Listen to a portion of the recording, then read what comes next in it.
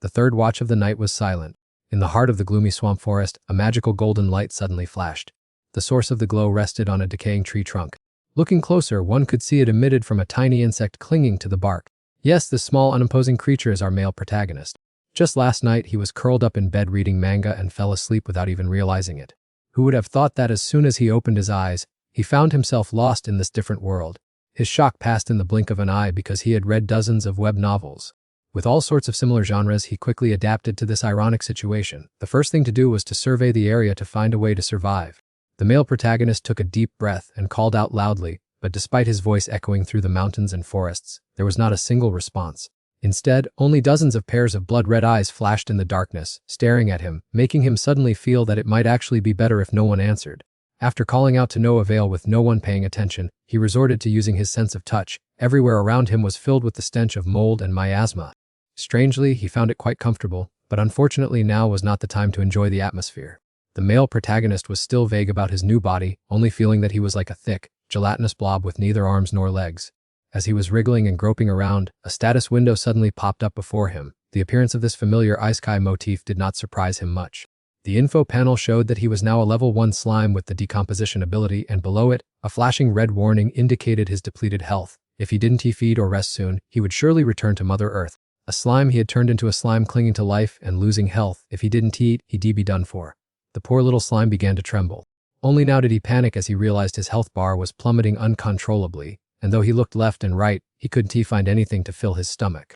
Fortunately, the status board from earlier had mentioned that his trait was a decomposition specialist. At this rate, even if he nibbled on anything random, he could probably hold on for a bit, so he immediately took a bite of the tree trunk beneath him. As soon as the thought of eating sparked, his body automatically slithered out to engulf the target. The taste of wood turned out to be easier to swallow than imagined, feeling like soggy biscuits. Just 15 minutes later, the little slime had eaten his fill. The experience gained was enough to level up straight to level 2, and his health bar recovered nicely by 35 points. It was just a pity that eating dry wood for the next hour would no longer grant any experience. The interface in front of him kept flashing continuously with countless new pieces of information. The slime had just pocketed another enhancement skill point to upgrade his 2 existing skills, level 6 decomposition and level 2 pulse. He understood the decomposition skill, but what on earth was pulse? Unfortunately, this different world didn't have a help section, so he had to recklessly assign a point to it to see what would happen. As soon as the enhancement was applied, pulse immediately jumped from level 2 to level 3 and activated automatically. The little slime felt a gentle flow inside his body. It turned out its function was to stimulate the flow of protoplasm to produce digestive juices. How marvelous. Whenever he used a skill, knowledge would naturally flood into his head, even though at this moment he didn't seem to have a brain.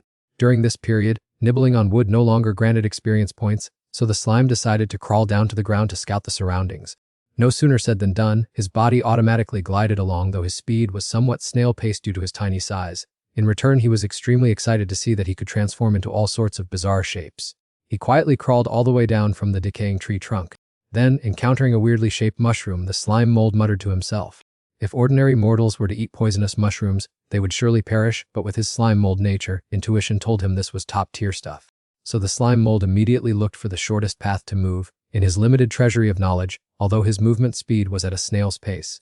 But scientists, through maze experiments, have realized that no matter how complex the maze is, the slime mold always finds the fastest way to the finish line. What is even more surprising is that, in a simulation test of the capital S subway network, which took engineers a decade to map out, the slime mold only needed a little over a day to complete, and it was extremely optimized. Thanks to that, it didn't take long for him to get close to the base of that mushroom. His squishy body quickly covered the opponent, and he began his feast. One would think this would be a romantic relationship between the white prince slime mold and the young lady poisonous mushroom. But Alice's life is not a dream. Not long after tearing into it, he received a red notification from the system that poison had entered his bloodstream. His nutrients were therefore rapidly depleted, forcing him to find a way to purify himself immediately, watching his health bar gradually drain. But he did not dare to let his guard down even for a moment. He immediately decided to chop off the poisoned part of his body and run away as fast as he could. The failed engulfing attempt left him with 0 experience points. Luckily, the quick-witted slime mold severed himself to flee, completely neutralizing the poison, though his body had shrunk and his maximum health had dropped to 17 units. He angrily glared at that damn mushroom. Then he muttered a curse. "Look at your smug face. I've already taken a bite out of you anyway, so I'll let you off the hook just this once. Just wait until my spore army returns to base to reinforce our strength, and I'll come back to measure myself against you again." The slime mold dejectedly retreated to his old spot on the wooden log to nurse his wounds. After resting for a full hour, he went back to obediently gnawing on the wood to heal himself. And so his maximum health quickly recovered to 35 units, seeing his health bar completely full. The slime mold started to feel restless again and began crawling back toward the mushroom. He had already devised a plan to lick just a tiny bit each time, then detach the poisoned part of his body before the venom affected his whole system, then crawl back home to gnaw on dry wood and restore his health. By repeating this cycle, he would eventually consume this wicked mushroom in its entirety. As long as he worked hard and ground it out, there was no way he couldn't defeat this stubborn enemy. Persisting like that, it wasn't until the 8th attempt that the slime mold finally officially swallowed his opponent whole, thanks to having completely finished digesting the enemy. That was why only now did the little guy gather some experience and even gained a new skill, poison resistance. No wonder his survival time during the past few sessions had been increasing day by day, and his endurance was becoming more and more resilient. Nimco whispered in wonder, not understanding why he hadn't leveled up yet in this round, having thought that after digesting the mushrooms he would bring home a ton of experience. But who would have expected level 3 to still be out of reach? It didn't matter. In this damp place of all things, there was no shortage of poisonous mushrooms, and Nimco had plenty of time, so he leisurely toyed with each one to pass the time. All along that journey, Nimco encountered countless different species of mushrooms, from completely harmless benign grass mushrooms to super poisonous thick-capped mushrooms that granted a massive amount of experience along with an extremely delicious, tongue-burning spicy flavor. The entire vegetation around there quickly turned into a nutritious meal to sustain the little guy. It wasn't until Nimco reached level 5 that the system notified him he had hit the ceiling for the entire next day. Digesting mushrooms would not yield any more experience. Only then did the young lad regretfully stop. Even so, before packing up and returning, Nimco still gathered all the undigested mushrooms to carry back to his headquarters, his mood indescribably joyful. Just like the Animal World show he used to watch as a child, where a crab knows to rely on a sea turtle to chase octopuses away, he could totally bring out the poisonous mushrooms to scare off the ferocious monsters that wanted to cook him. The more he thought about it, the more Nimco felt proud of his outstanding intelligence, and his safety concerns were temporarily put to rest. The little guy slithered and crawled for a long time. Suddenly, he bumped into a swarm of yellow wasps on their way back from hunting. Although he had no sweat glands, Nimco still felt a chill down his spine as if breaking into a cold sweat. Just as he was worried about being harassed by monsters, he ran straight into these 7 wasps, indeed a case of getting exactly what one fears, so Nimco had to lead it silently praying that those guys would be blind and not detect him. The swarm of wasps glided over the swamp. Suddenly, a dark figure emerged from the water, turning out to be a giant frog, and an unlucky wasp was instantly wrapped tightly by its tongue. Nimco felt his blood run cold with fear. Compared to the group of 7 wasps, this frog seemed much more terrifying. Witnessing their comrade being swallowed whole, the yellow wasps immediately flared up with rage, targeting the green frog. Seeing their soaring fury, Nimco guessed right away that there would be bloodshed, so the little guy held his breath even more to sit on the mountain and watch the tigers fight. The swarm of yellow wasps immediately rushed in aggressively, some using their stingers, others biting with their teeth. Each and every one of them was extremely brutal. Although the individual combat power of the wasps was nothing compared to the old frog, the group of 7 used their superior numbers to level the playing field. Suddenly, an idea flashed in Nimco's head. What if both sides slaughtered each other to the point of mutual destruction? Could the little guy seize the opportunity to loot them? After all, the points harvested from monster carcasses would certainly overwhelm a few rottens or wild mushrooms. The frog was beaten dizzy, having taken the beating all this time without bothering to fight back yet. However, once he angrily struck back, the consequences would be many times more devastating. The old frog's long, winding tongue suddenly whipped out, scooping up all 7 of them neatly in one go. Immediately afterwards, it swallowed them all into its stomach. Nimco looked at that sight and shivered with fear. Unfortunately, before the frog could finish digesting those 7, darkness enveloped it.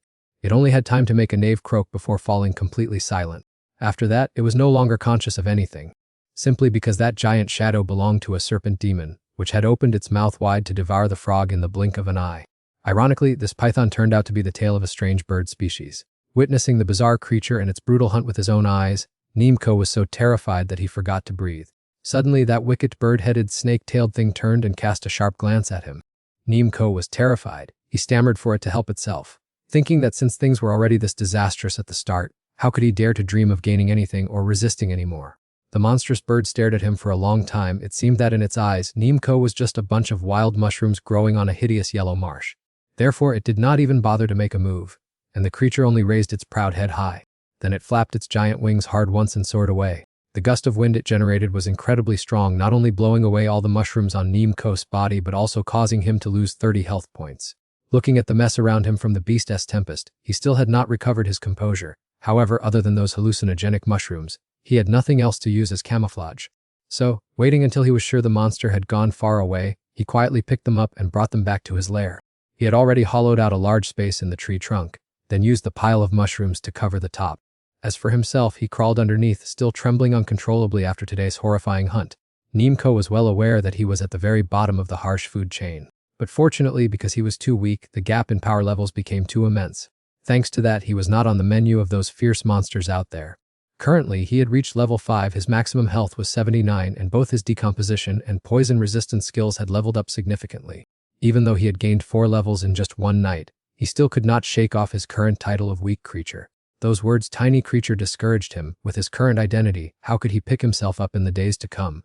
Thinking too much only brought a headache, and as fatigue washed over him, his single eye gradually closed. He told himself to sleep deeply, hoping that when he woke up, he would find himself lying in a warm, cozy bed. Yet, when he woke up the next morning, the reality before his eyes was still that gloomy ancient forest. Nimco woke up with a start from an icy pain as if his entire body were being scorched by fire. Instinctively from his time as a human, he bounced up with great force, bursting through the mushroom camouflage from last night, and thanks to that leap, he accidentally acquired a new skill. This move is called Outbreak. It stimulates cells throughout the body to surge in one direction in the blink of an eye, creating an incredibly devastating impact, and can be cast again after about 5 minutes. Because of this movement, a few straw mushrooms were also sent flying in all directions. The slime cast its eyes around, only to realize that the one causing it so much pain that it brought tears to its eyes was the smelly snail. What had just spewed from its mouth was acid. That was why, when it landed where he was hiding earlier, it caused such a stinging, burning sensation. At this moment, the snail was busy drooling all over a mushroom. Only when it saw the slime show its face did it sluggishly raise its neck to look. He was so angry his throat choked up, it was already too much for it to dare steal his mushrooms without permission. On top of that, the snail had the nerve to drip drool all over his face. It nearly left him disabled, and even though he didn't have much of a face to speak of right now, this behavior was absolutely unacceptable. Seemingly realizing that it was being scolded, the snail stopped playing with the mushroom, hung its head, and let out a few soft whimpers like a buzzing mosquito. Seeing that display, the slime found it even more of an eyesore. "Oh, cut it out, don't play victim and act like that in front of me."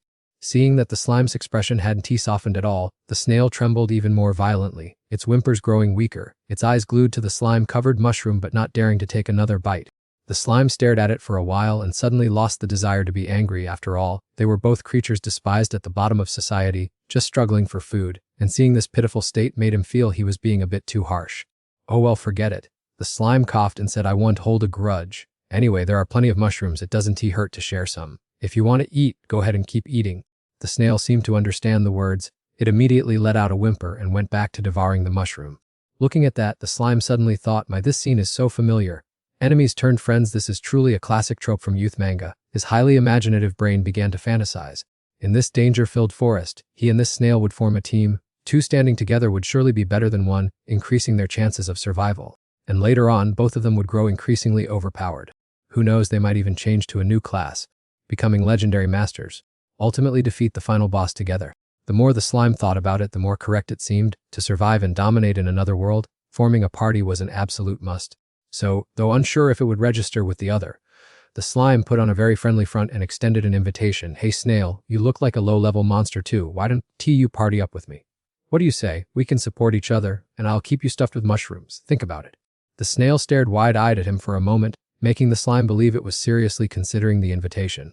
To his surprise, the ugly monster lunged forward as fast as lightning, a far cry from its usual sluggishness, and took a bite right out of the slime's body. He instantly lost 12 health points. The pain was all too real, but the most bitter pill to swallow was that he had been played by this trash monster. Only now did the slime realize that there was no room for sentimentality in this alternative world. Nature only recognized the relationship between hunter and prey. Earlier, he had been completely fooled by its pity play. Even though they were both trash monsters, the snail was still slightly stronger. So, while it was busy devouring his flesh, the slime quickly scurried away. Noticing his slight movement, the smelly snail raised its head to observe. It let out a groan and began to slowly crawl after him. The slime couldn't help but break out in a cold sweat. It seemed this monster had absolutely no intention of letting him go. Seeing that running normally was getting him nowhere, the young man poured all his remaining skill points into his pulse vein to upgrade it to level 4. Nyanko sped away at breakneck speed to escape. However, after 3 minutes of tense struggle, the snail was still hot on his heels. It seemed like it was also completely exhausted. It had to pause to catch its breath. Right after that, it came to a complete stop and took a deep breath, puffing out its chest. Then it spat a glob of saliva with extreme accuracy, hitting Nyanko dead on. Its fluid was highly acidic, instantly causing injuries to him. Nyanko's body was instantly corroded and severed into two halves, with his consciousness clinging to the larger portion. But now was not the time to worry about which half of his body still held his soul, because that snail had already caught up to him and was opening its hideous mouth, looking terrifyingly ready to devour him. That was the last thought that flashed through Nyanko's mind before he was bitten by it. Fortunately, this creature was not very intelligent, so it couldn't distinguish which part actually contained his consciousness. Taking advantage of the moment it was busy swallowing the other half, Nyanko took the remaining part of his body and fled. Unfortunately, as soon as the snail saw its prey move, it raised its head again immediately. Judging by its attitude, it was clearly determined to hunt him down and eliminate him completely. He was forced to change his combat strategy. Nyanko reached out and grabbed a poisonous mushroom growing not far away. After that, he unleashed his signature explosive skill. He actively stuffed it straight into the monster's wide-open mouth, forcing it to close. It could only utter a few weak squeaks. Next, the creature began to writhe violently as if it were enduring excruciating, gut-wrenching pain. But before long, its body went limp and it collapsed, allowing Nyanko to finally breathe a sigh of relief. The system notified him that he had defeated the target, pocketed experience points, reached level 6, and received an additional 6/10 of a skill point. Fortunately, in that critical moment, Nyanko had correctly guessed its intention. A snail with so many teeth must spray acid to dissolve the mushroom before swallowing it. As it turned out, its body had absolutely no poison resistance like his did. Since setting foot in this strange world, this was the first time he had successfully defeated a monster, and even though it was just a small snail, it made him laugh hysterically. Nyanko gently touched its slimy body, wondering what kind of loot he would get from decomposing this creature. It was disgusting. The meat of this snail was so sticky and slimy that Nyanko grumbled while grimacing. But anyway, monster meat was still much better than dry firewood, so he comforted himself that snail meat was as nutritious as beef, then closed his eyes and swallowed it, treating it as a delicacy. So, Nyanko eagerly set about processing the food, but alas, it was 10,000 times harder than he had imagined. That piece of snail was both salty and sour, tasting just like mucus. It was truly revolting, and he had only just begun to digest it. The system promptly sent a notification, informing Nyanko that he hadn't gained any significant experience points. Nyanko went through a dramatic internal struggle. Swallowing this was pure torture, but throwing it away would be a waste, as it was loot he had shed blood and sweat to obtain. Moreover, danger lurked everywhere and he had to grow stronger quickly. His circumstances no longer allowed him to be picky. Nyanko understood his duty well, and so he resigned himself to his ironic fate. Closing his eyes tightly, he tried to digest that dreadful snail carcass. Throughout the process, his stomach felt like it was turning upside down, and he nearly gagged countless times. Once the digestion was complete, the experience points Nyanko gained were enough to propel him to level 7, and his body returned to its peak condition. Even though the system confirmed he was as fit as a fiddle, Nyanko only wished he could vomit everything out to feel relieved.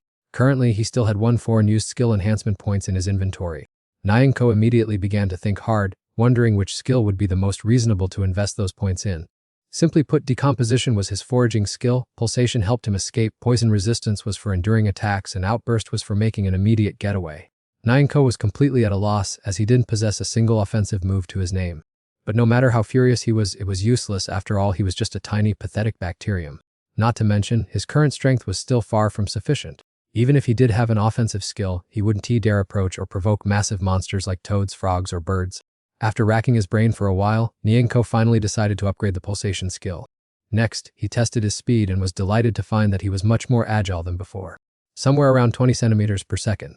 However, when he tried to convert it into hours, Nyanko was horrified to realize that he only moved a mere 0.78 kilometers per hour. This dealt another critical blow to his morale. He was just so pitifully weak. Following a week of utter exhaustion, Nyanko lived by the motto that life is as precious as gold and diamonds.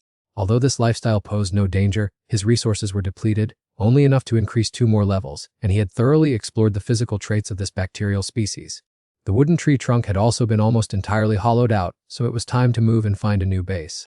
However, before setting off, he still needed to replenish his food supply once more. Nyanko slid down the tree trunk and began scouting in all directions, and by flattening his body and dispersing into tiny filaments, he could explore several paths simultaneously. The more abundant his vitality and the richer the cytoplasm in his body, the further his exploration range could expand. Whenever a part of Nyanko's body caught some prey, usually fungi, he would quickly pull it inside his body. This was the result of his week of diligent adaptation. Having mastered the manipulation of this unique body, Nyanko could now easily store objects right inside himself. Exploring while decomposing at the same time, his work efficiency skyrocketed as a result. However, sometimes he would run into some stubborn guests, such as the relatives of that snail. At those times, not only did he fail to salvage any loot whatsoever, but on the contrary, he was also painfully bitten by the opponent. Fortunately, Nyanko's speed had improved significantly, allowing him to face the snail's spit without flinching. However, there seemed to be a difference among individual snails, as this time Nyanko ran into one that was far more agile. Is that all? I dare you to touch a single hair of mine, Nyanko thought, holding his head high in triumph.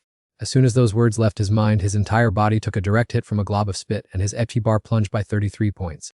The snail stood proudly right in front of his nose, only to be stuffed with a poisonous mushroom straight down its throat by Nyanko using his old trick. Afterward, he let out a wary sigh. You foolish snail, I let you hit me on purpose, okay?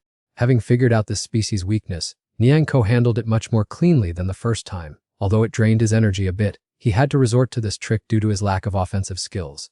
However, the feeling of swallowing the snail meat whole was still as terrible as ever. Every time he did so, Nyanko felt as if he had aged several years. Although it was hard to swallow, reality proved that grinding experience points from monsters was still much better than a vegan diet. And so, filled with enthusiasm, he packed up and set off on his journey once again. On his journey, Nyanko suddenly spotted a pair of antennae poking in and out of the bushes, initially thinking he had run into yet another annoying snail. Little did he expect when his opponent officially revealed itself. Nyanko froze in place for 5 seconds. It turned out the monster he had encountered was a knife-legged centipede, a creature many times more dangerous than a snail. Looking at the hundreds of centipede legs wriggling relentlessly, Nyanko felt as if his soul was leaping out of his body from sheer terror. But no matter how dire the situation, he had to keep a cool head. Having no offensive attacks yet running into such a heavyweight opponent was truly pushing Nyanko too far. He immediately pulled out a poisonous mushroom he had hidden on him, waving it back and forth in front of him, hoping the centipede would back off upon seeing it. Unfortunately, things did not go according to Nyanko's plan. As soon as the knife-legged centipede rushed forward, it swung its front legs and sliced the mushroom right out of his hand. Clearly, this trick could only fool snails, but was utterly useless against the centipede. Just a moment later, before Nyanko could even compose himself to decide what to do next, the centipede used its long, slender body to wrap tightly around him. Just when it seemed it was about to squeeze Nyanko to death, his body unexpectedly became as soft as a lump of dough, causing the knife-legged centipede to sink deep inside. It was truly a blessing in disguise. Despite facing an opponent completely out of his league, his elemental attribute countered the enemy perfectly. That monster thrashed frantically inside Nyanko's flesh but was helpless, and as for our friend, when delicious prey presents itself, there is no reason to push it away. The threat was neutralized, and after swallowing the prey whole, Nyanko packed up and continued on his way. Along the journey, he smoothly captured a few more targets. Come to think of it, Nyanko still had a lingering attachment to our old gold friend. He kept admiring their sharp, graceful flight, thinking to himself that eating their meat would be incredibly delicious. But unfortunately, they were all flying high up, so he was powerless to do anything. As he walked further, Nyanko ran straight into a huge cockroach. Although he could swallow a snail whole without batting an eye, this difficult case exceeded his limits, so he had to reluctantly avoid it. In the blink of an eye, Nyanko had already reached level 13. At this point, his health pool soared to 157 points except for the explosion skill, which hadn't been upgraded yet. The other 3 skills had all surpassed level 5. Sure enough, eating properly made a difference. Nyanko saw his leveling up speed skyrocket, and the ability of the Nying bacterium seemed pretty good, since just last week he was depressed and ready to give up, but now he felt confident that life was blooming. Let's take a look at the food chain again. It seemed that Nyanko's standing had climbed up a few ranks. Therefore, he again had the idea of improving his meal, perhaps stopping by to have some frog legs. Reflecting on it, the first week struggling in this place was truly worth it. Having overcome the worst of times, the road ahead was like a rolling snowball, as Nyanko grew rapidly, even fantasizing that he was about to conquer this entire fantasy world. The more he fantasized, the happier he became, and Nyanko moved closer to a small puddle. In a swamp forest like this, it was no surprise that small puddles popped up like mushrooms. Besides, the water must be full of lucrative treasures. After thinking for a long time, Nyanko hesitated about whether he should jump in and claim this piece of the pie. Since a reckless nature was in his blood, and even after turning into a bacterium that grit remained intact, he quickly elongated his body and let himself drop onto the water's surface. Unfortunately, reality was not like a dream. Not long after Nyanko's body touched the water, it swelled up like a balloon about to burst. He was startled, but on second thought, it was probably because these cells were absorbing water, which was why they swelled up like that. Being a single-celled organism, this was easy to understand, though it was still more than enough to give him a scare. Unfortunately, his grand dream of exploring the underwater world had to be shelved for now. Just as he was about to turn around, ripples suddenly appeared on the water's surface. From the deep, a bulky crab slowly emerged. Nyanko and his opponent stared blankly at each other eye to eye. Oh wait, to be precise, it was 3 eyes, and it was indeed a genuine crab. The moment he saw it, Nyanko immediately pictured a fragrant dish of tamarind stir-fried crab in his mind. Plump, juicy claw meat along with some rich, creamy crab roe. Now that's what you call a heavenly delicacy. It was just a shame that he and the crab were a bit far apart. After thinking for a moment and realizing that communication is key, Nienko boldly spoke up, "Hello, let's be friends." He enthusiastically and eagerly waved, and the crab also ambled closer. But it chose to climb onto the rock in the middle of the lake instead. Looking at the way it scouted, it was clear that his previous trick had been figured out. The young man suddenly felt a bit disheartened. He turned to walk away. If his opponent wasn't easily falling for the trap, staying there would be a waste of effort, and risking a jump into the water just for a meal was too foolish. It was better to retreat and find a better plan. Who would have thought that just as he stood still, the opponent would begin to move? Just as he turned around, it spat out a ferocious stream of water. This water arrow pierced straight through his skin. It took away 25 health points immediately, but that display of a skill resembling a water gun showed no signs of stopping.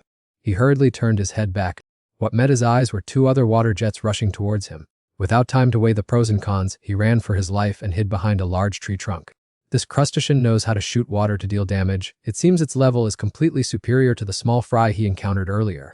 Now if he showed his face, it would be no different than acting as a target, so he had to sit tight to see who had more patience.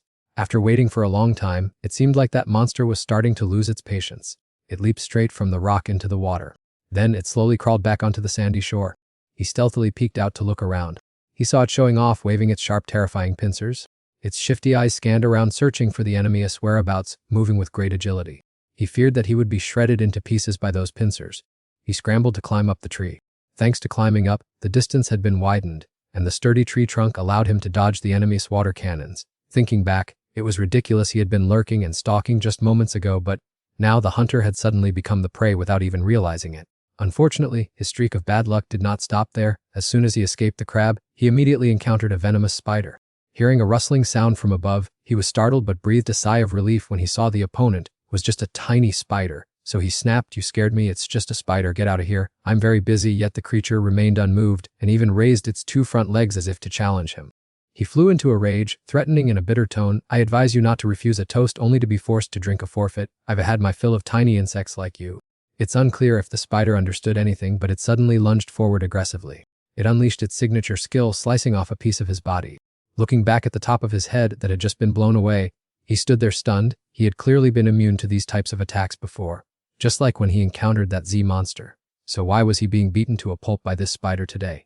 The reason was that the spider had reached level 16, and its swordsmanship skill had reached level 8. It was worlds apart compared to that nameless nobody, and after landing the strike, it was squinting and enjoying the spoils of war with great satisfaction.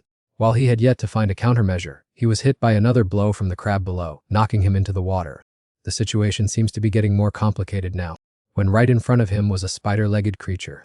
And then a crab popped up out of nowhere. What's more, both sides wanted to get him, putting Nimco in another tight spot. And this time his bad luck seemed even more intense than before. No sooner had he finished calculating than that crab creature continued to shoot a jet of water downwards. However, this time, Nimco managed to flatten himself just in time, making a spectacular escape, while the mutated spider creature opposite him took the full brunt of the attack. The incredibly formidable water pressure neatly severed one of its front legs. With blood rushing to its head, the spider creature immediately turned its attention to its new opponent, casting Nimco aside. It lunged straight towards the crab creature, then sprayed out a tangled web of silk, and continued to unleash its familiar chopping technique to defeat the enemy. But the crab was also a formidable opponent. Thanks to its thick shield-like shell, it didn't suffer a single scratch. Immediately after that, it used its massive pincers to fiercely clamp down on the silk web and smoothly pulled the spider creature down from the treetop. That spider creature immediately used its silk to manipulate its opponent. It tightly bound the opponent's body, making any movement incredibly difficult. At this moment, Nimco was still clinging tightly to the tree trunk, his eyes carefully observing every movement, secretly feeling smug that his scheme of borrowing a knife to kill someone had succeeded brilliantly. The tactic of pitting one against the other was truly absolutely amazing. The spider and the crab below were still eagerly fighting each other. They had no mind left to pay attention to him. The many-legged spider swiftly dodged and jumped far away to evade the pincer lady's attack. That maneuver left him the crab utterly astonished. Next, the spider creature retaliated by weaving controlling silk that wrapped tightly around the pincer lady's body, without missing a single strand. Waiting for its enemy to tremble with fear, it quickly climbed onto the pincer lady's back and let out a delighted laugh. However, the onlooker exclaimed, "That stinky crab is completely tied up." The puny spider actually managed to turn the tide and succeed. While the spider creature was gleefully celebrating, the pincer lady suddenly released a series of air bubbles.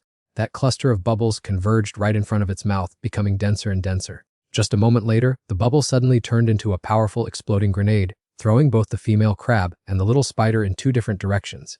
Taking advantage of the moment before its opponent could recover their senses, the clawed crab immediately launched its next fatal blow. In the blink of an eye, it had effortlessly sliced the unfortunate spider horizontally and vertically into countless pieces. Pressing its advantage, the eight-legged warrior began to go wild and rushed in with a flurry of attacks. The frantic barrage of shots headed straight this way, forcing the slime to struggle to dodge the blows while exclaiming, "Oh my God," as its survival mode awakened. Only after a long time did the clawed crab finally stand still, though its small mouth kept spitting foam for a good while longer. The slime was in no hurry to show his face. He cleverly hid in a dark corner to scout the surrounding situation. After waiting for a long time without seeing any further movement, he whispered to himself, "Is that nozzle finally out of water?" Right after that, the slime slowly slithered close to where the clawed crab lay as still as a log. Seeing him approach, it trembled in fear, so the slime teased, "You were shooting so fiercely earlier, but look how pitiful you are now." But in his head, he was secretly calculating, "How do I send it on its way? If I cover its mouth, it's like offering myself as food for it to eat. If I use poisonous mushrooms, its mouth is shut so tight, how can I pry it open? If I don't seize the moment to finish it off now, once it recovers, I'll be left crying." While racking his brain, the slime suddenly noticed a rock lying scattered right under the root of the nearby tree. His mind worked lightning fast. "How about I put this rock into my inventory first and see?"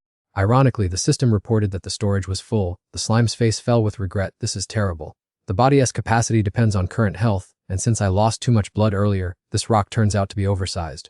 But necessity is the mother of invention, and he came up with a new idea. Then I can just spit out some mushrooms from my body to make room." Thanks to this inventory clearing plan, he successfully stuffed the huge rock into his body. However, right after storing that heavy item, the slime realized something was wrong. The weight of the rock made him move extremely sluggishly, so he groaned, "Sure enough, it's a bit too much, my whole body feels heavy." A moment later, the female crab was suddenly startled to hear a shout echoing down from the high treetop. "Hey, it's dinner time." The slime then used the force of gravity, free-falling his entire body from the high branch straight down toward the target. Driven by survival instincts, the female crab tried to shoot out a powerful stream of water to block his advance. Witnessing that weak resistance, he laughed mockingly, still trying to struggle. "Are we?" But that effort did not last long. The female crab broke into a cold sweat in fear as she saw the slime's figure pressing closer and closer. In the end, he landed very smoothly and sat firmly right on his opponent's tough back. The slime shouted excitedly, "Curtains down. The sole survivor of this dramatic three-way battle is me." Immediately, the system sent a series of notifications congratulating him on defeating the target and gaining a massive amount of experience, raising his level from 13 to 14, along with half a precious skill point. Holding the cool level up certificate in his hand, the slime was absolutely thrilled. His slime bacteria reservoir was finally working again. He grinned with joy over this highly profitable hunt, then cheered excitedly, "Time to feast." The camera angle changed. The brave crab from earlier now lay submissively on a plate, becoming the boy's hearty dinner. He casually broke off a large claw, dipped it deep into a bowl of rich crab tomoli, and murmured, "Well then, I'll go ahead and dig in first." He chewed each bite very slowly to fully enjoy the natural sweetness and firmness of every fiber of the exquisite crab meat. The piece of meat gradually melted in his mouth, making him silently marvel. This excellent flavor moved him because previously he had only tasted moldy rotten wood, slimy snails, or strange bugs, and finally, after many days of reincarnation, he could enjoy a truly delicious dish. Slimeco was so happy he shed tears when tasting the delicacy. Indeed, food has the power to heal the soul, and he promised himself to hold on in this different world to hunt for more premium dishes. Otherwise, he might as well switch to becoming a food god. Unable to control his craving, Slimeco grabbed the leftover food and munched on it, not forgetting to thank heaven and earth and swearing not to waste even a single small crumb. Just after burping from the full meal, the system immediately announced his identity: level 14 slime mold, achievement weak creature, and decomposer trait. Basic stats included 168 out of 168, remaining skill point 0, decompose level 6, pulsation level 8, poison resistance level 4, and burst level 1. After composing himself, Slimeco began to draft his own battle plan, with a full stomach bursting with energy. It was time for him to test that thing. He gently shifted his position to a hidden corner to begin the process of training the new skill. Having chosen a satisfactory location, Slimeco concentrated all his mind and strained himself with effort.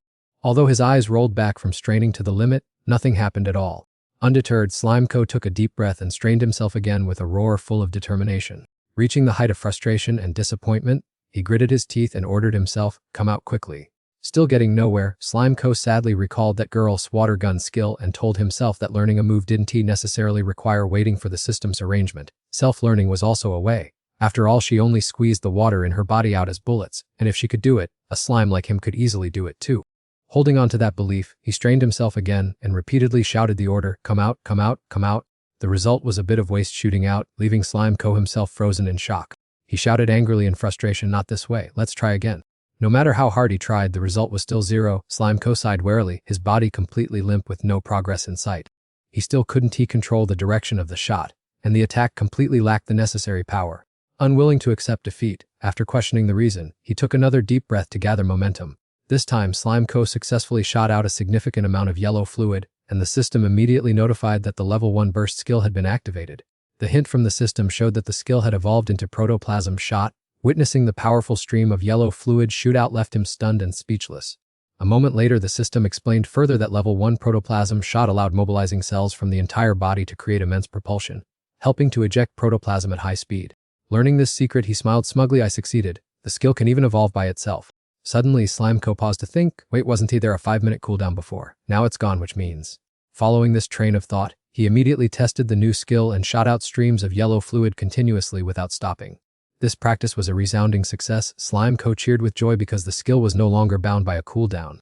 After a period of firing, he stopped upon receiving a notification from the system about reaching enough proficiency to upgrade protoplasm shot from level 1 to level 2. Despite leveling up, his stamina was significantly depleted with continuous notifications of HP deduction. He grumbled in exhaustion. The price to pay is that each shot consumes my HP. The system warned again that his FP was too low and requested him to eat or rest. Immediate activate autophagocytosis. Listening to the system, Slime Co took out the spider meat to feast on and drew a conclusion. I understand the rule now. As a slime mold, protoplasm is the combat ammunition, and skills only revolve around body attributes. Perhaps I'm not meant for magic after all, which is a bit of a shame, but diligently decomposing and growing is the right direction. Suddenly, a bold idea popped into his head. If eating meat helps the body grow, then maybe I should try eating other entities as well. Slime Co quickly moved to search and was delighted to see the result was just as expected. I found it. This is the place. He felt a sharp pain and wondered how strange. I just had a large chunk of myself cut off a moment ago. Oh well, never mind. Let's see if I can retrieve it.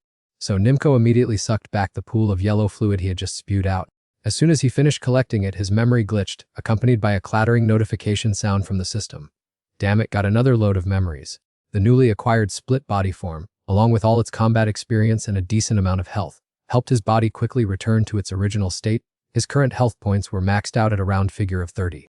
With his face all gooey and distorted, he muttered, my mind is a tangled mess, but then again I don't really need a head anyway.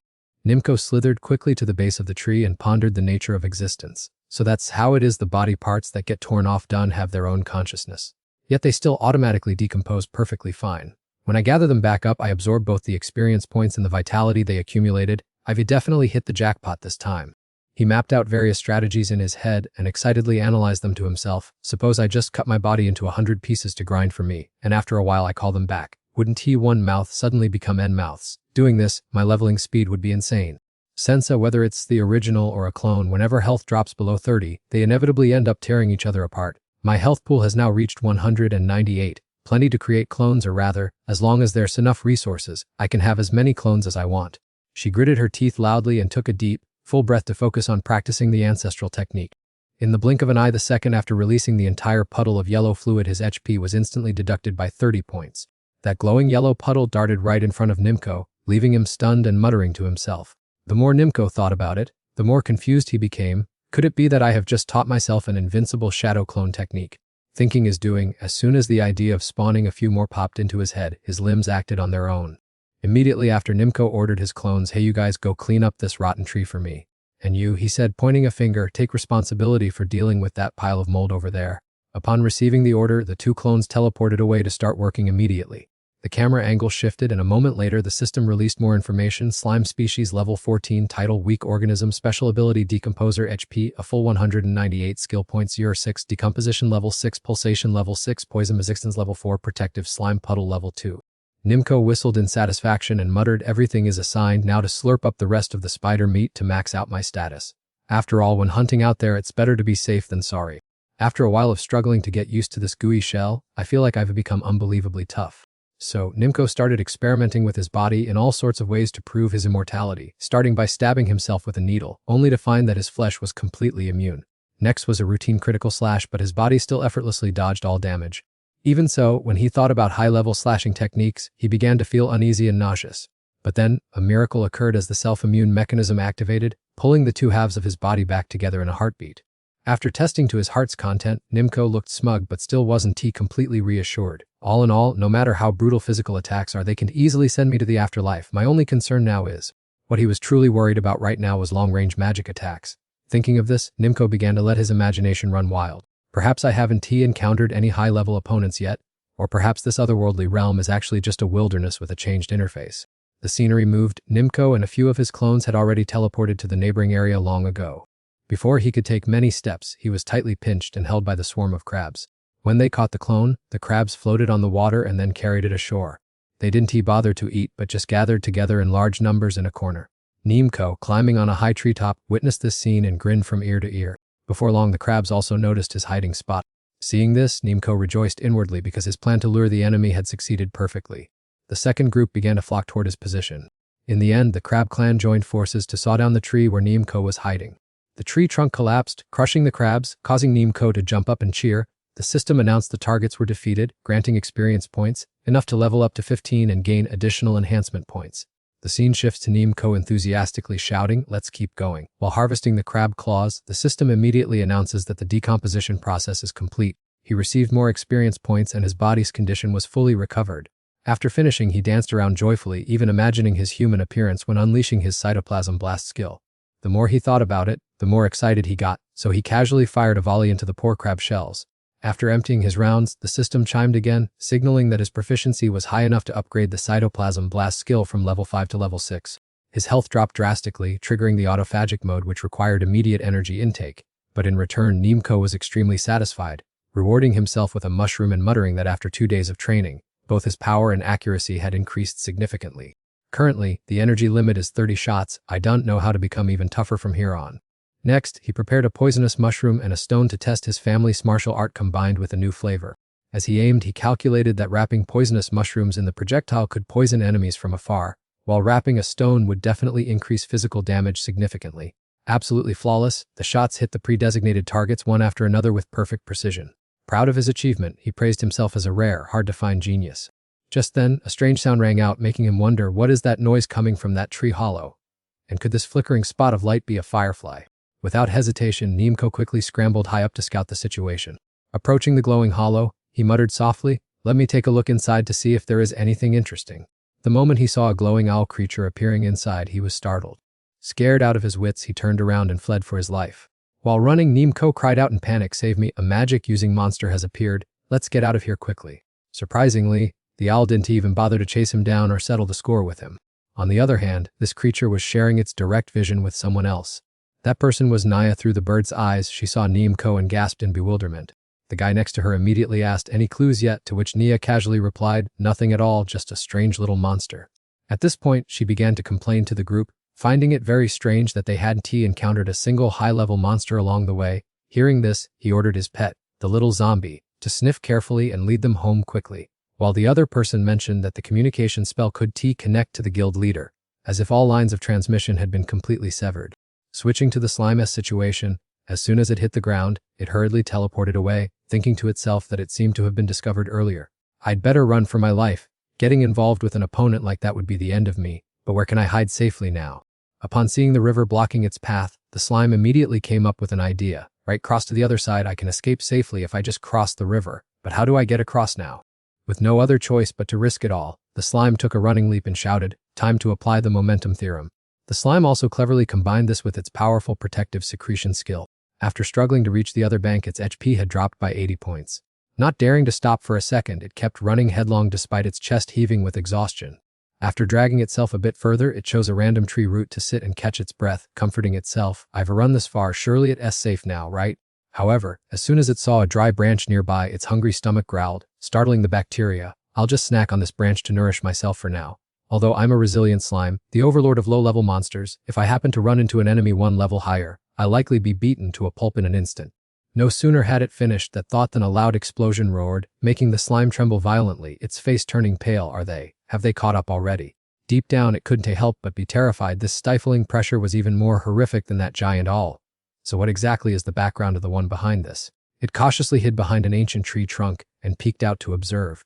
But there was absolutely no sign of the owl. The slime found it strange and thought to itself, "Oh, not an owl. Then what on earth is that?"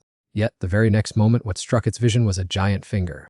Crawling a little closer, the confused slime muttered, "What in the world is this?" Once it clearly identified the object in front, it cried out in its mind, "Good heavens, a finger made of flesh and bone." and so it began to daydream about the prospect of turning into a human and possessing a golden hand that would make it invincible in the world.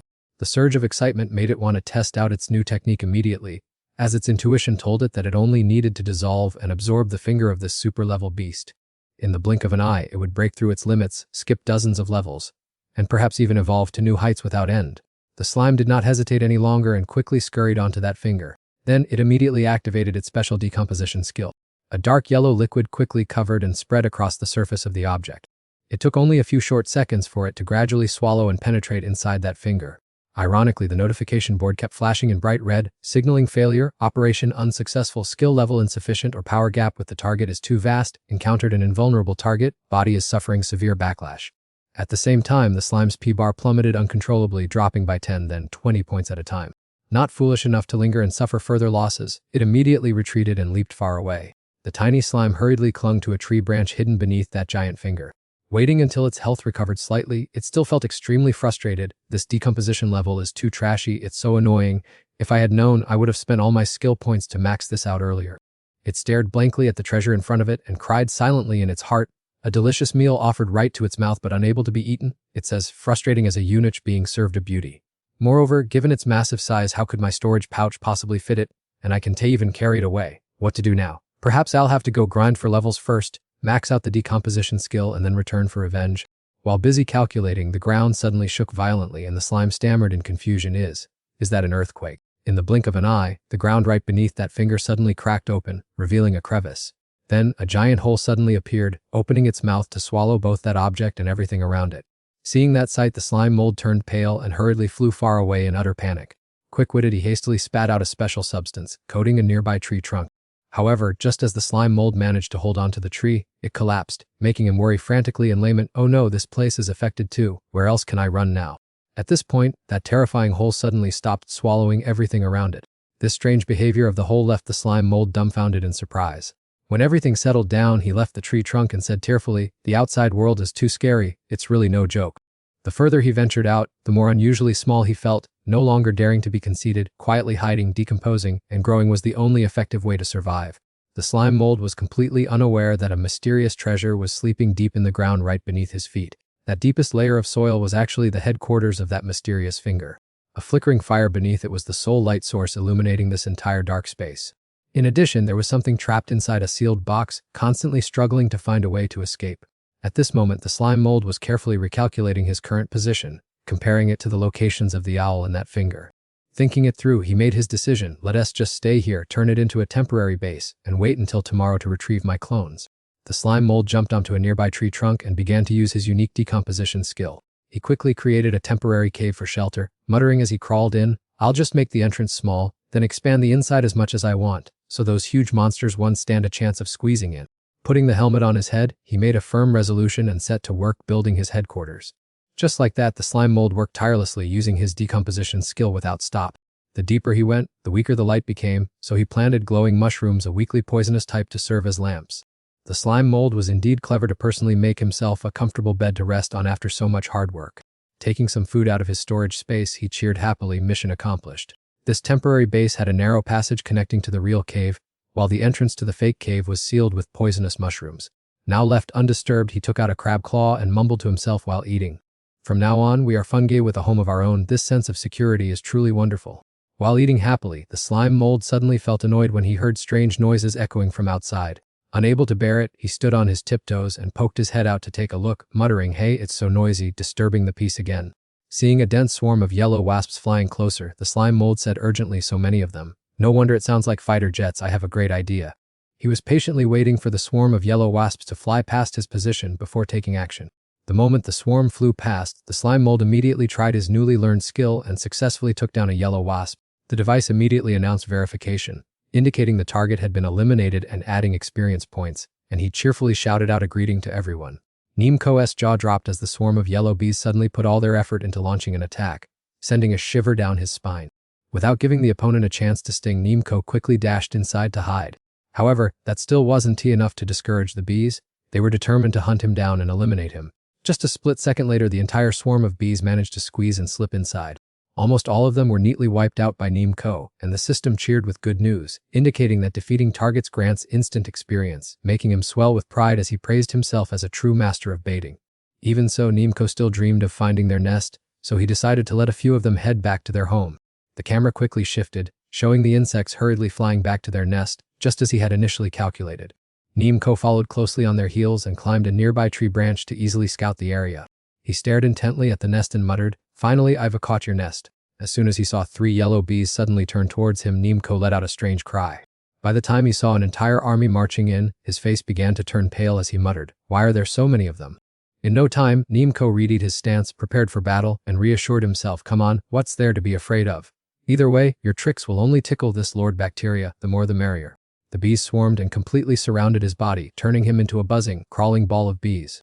Enduring countless stings caused Neem-ko's body temperature to skyrocket instantly. The device immediately issued a warning that the environment was too hot and his cells were dying. In the real world, this attack uses honey, but in the fantasy world, even the yellow bee monsters knew how to use tricks.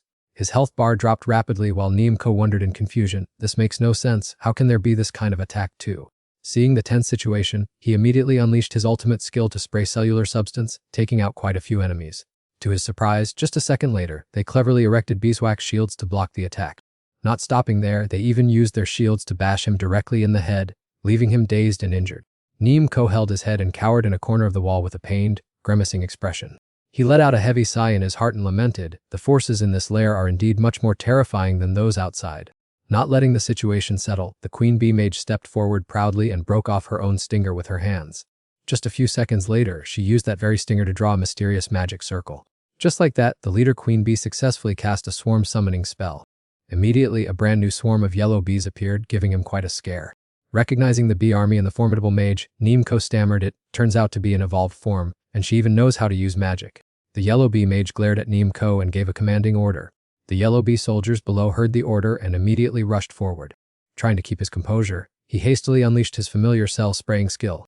At the critical hair-raising moment, Neem-ko unleashed a massive burst of cellular substance all at once to deliver his ultimate, high-damage blow. This familiar move still helps me dispatch the opponent cleanly. Because it consumes too much stamina, his health keeps plummeting. He anxiously realizes the bees are too numerous, and every time he strikes, it costs him cells. Fortunately, he came up with a trick to continuously restore health by clinging tightly to the ancient tree's trunk, then transforming to squeeze inside to break down nutrients for timely replenishment. Just as he launched a flurry of counterattacks, several soldier bees held up their sturdy wax shields to defend. As he enthusiastically fired a barrage of shots, he secretly lamented that he had run into those who liked to play defensively again. He wanted to get more stones to increase his damage, but unfortunately his inventory had only a single one left. Taking advantage of him being busy attacking from the front, a few other soldier bees stealthily approached from behind. They suddenly stabbed straight into his back from behind. He quickly devoured the prey and said with a smile, "Since you deliver yourselves right to my mouth, I'll gladly accept." Witnessing their companions being swallowed whole, the remaining bees were so terrified that they shivered uncontrollably. Looking at the delicious, plump prey before him, he indifferently said, "In that case, I'll just have to accept this kind gesture." Right after that, the system announced the good news. You received 4 bee guns and 1 bee needle, but your inventory is already full. Without hesitation, he continued to rain cell bullets down on the enemy. This shot was extremely powerful, easily piercing through the thick wax shield and embedding itself straight into the soldier bee. Sensing a dangerous aura of killing intent approaching, the bee mage hurriedly signaled a retreat. Obeying the commander's order, the entire swarm of bees quickly turned around and fled in all directions. Showing his dissatisfaction, he shouted provocatively, planning to run, "Have you learned your lesson yet?" As soon as he finished speaking, the bee mage quickly drew a mysterious circle to activate his magic. After a few dizzying movements, the mage conjured a stream of sweet honey. Seeing the fragrant honey, he could not resist the craving. "Oh, that honey looks so delicious, I want to try some." However, he could not have anticipated that through the enemy's magic, that sweet stream would instantly turn into blazing sparks. With just a roar from the mage, those eerie sparks rushed toward him at breakneck speed.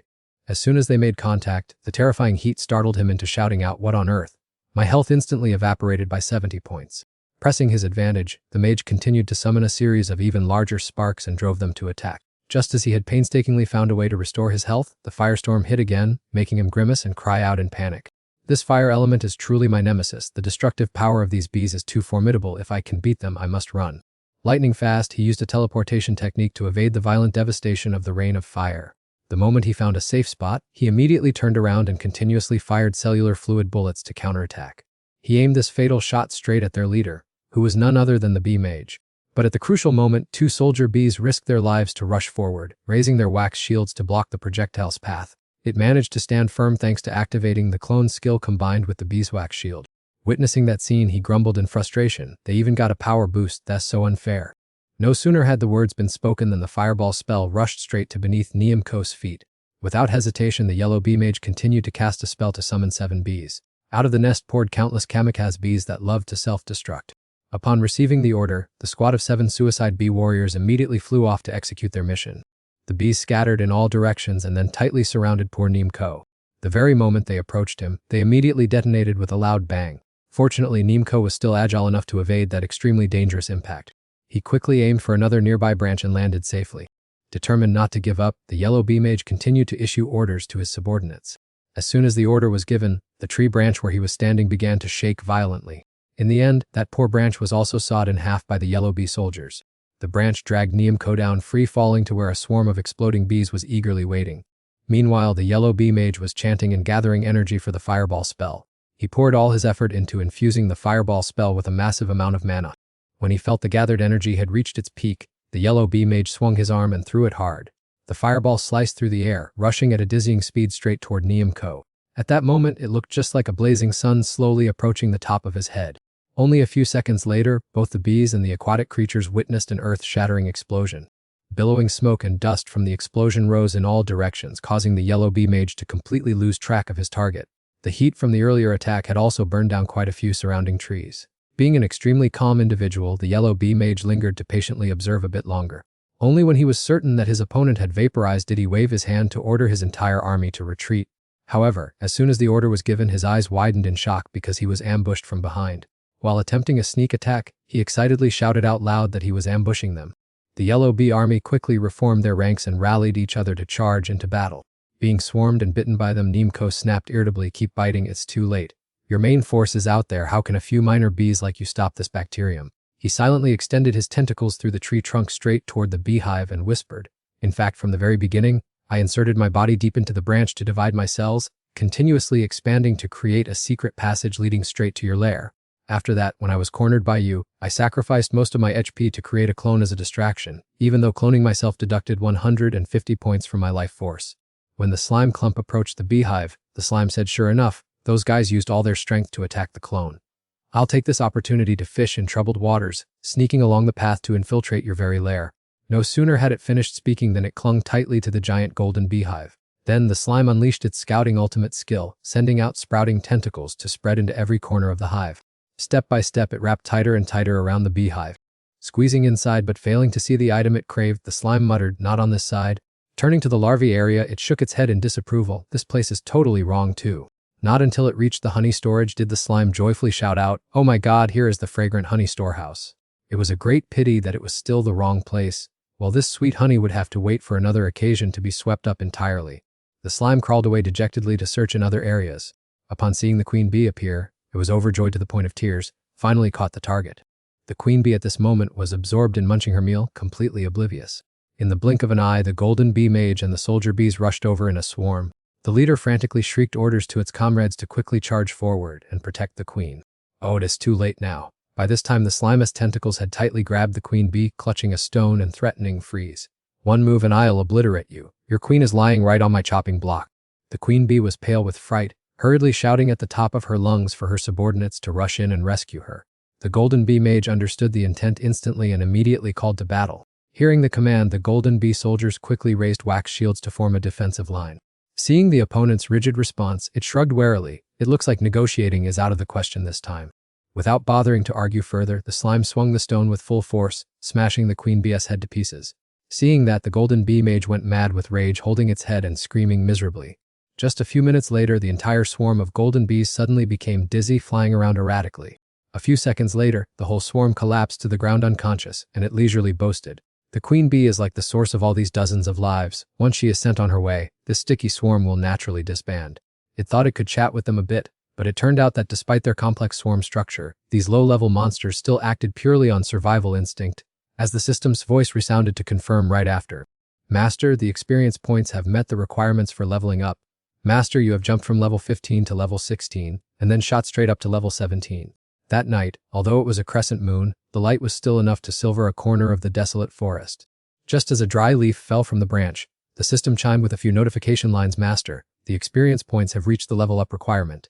Warning, analyzing bees within the next day will yield no more experience points, and the current vitality exceeds the maximum limit, meaning it will deplete to 0 in 1 hour.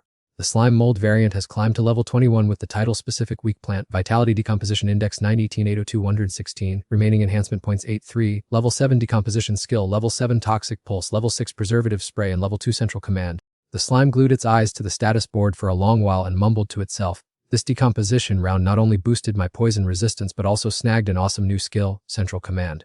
Should I allocate a point to try it out? Strange, why is not a single soul moving? Is it because I don't even have a single lackey to order around? Before it could recover its composure, the system sounded a bright red alarm. The point allocation trick failed because level 7 decomposition is inherently an exclusive skill of the insect race, and leveling it up requires grinding proficiency. This made the slime sigh heavily and complain tearfully. I planned to dump all points into decomposition to harvest corpses, but who knew insect skills don't allow cheat points? I'll have to max out the pulse skill first. Fortunately, this trip was a jackpot. Thanks to the surging EP stats, the slime space in my belly has expanded tremendously, not to mention this pile of pure honey, every drop of which is more precious than gold.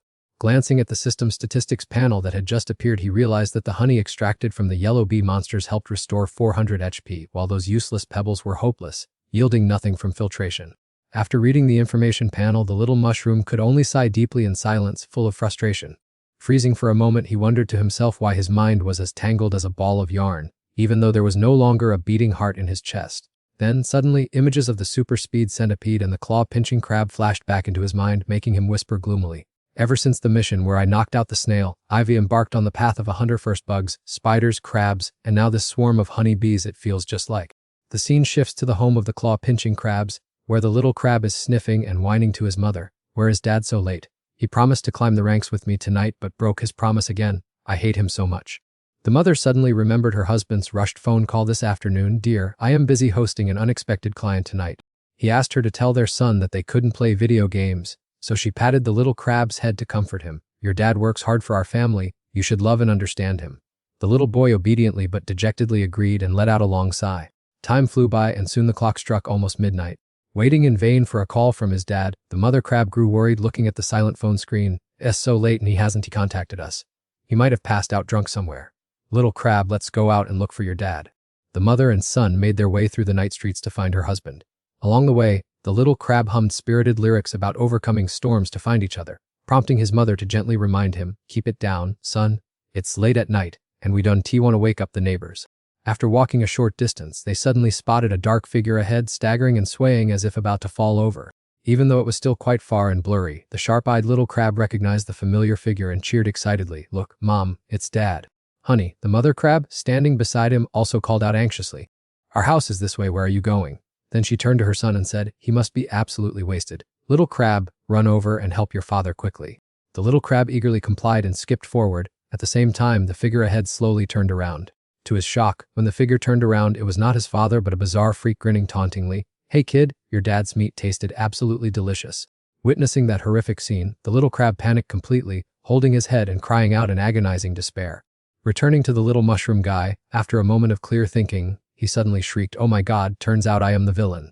A split second later, the startled mushroom frantically looked around in all directions to inspect his surroundings. Finding that it was still quiet around, he muttered dejectedly to himself, I am just scaring myself.